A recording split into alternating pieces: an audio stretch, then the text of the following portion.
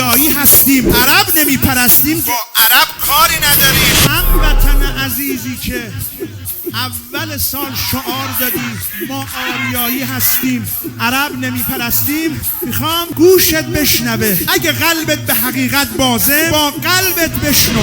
نترسم که دارم ز روشن دلی، به دل مهر جان نبی و علی. جناب فردوسی علیه الرحمه. حافظ اگر قدم زنی در راه خاندان، به صدق بدرقه رهت شود همت شحنه نجف.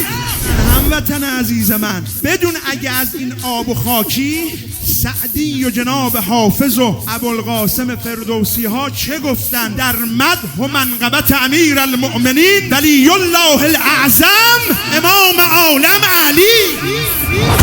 حالا بیا با من. سلمانم از پندار علی، کردار علی، از الفاظ قدسی گفتار علی، از درس حقیقت اسرار علی، از نهج البلاغه پربار علی.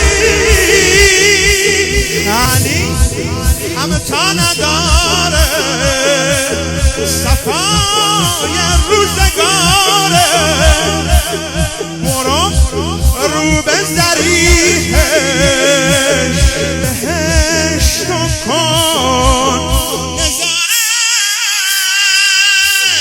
یا مولا جان بستان علی دخیل نقشان علی، چشم منور به جمال علی. الله اکبر من حیرون بودم این چه هیبتیه تو تمثال علی.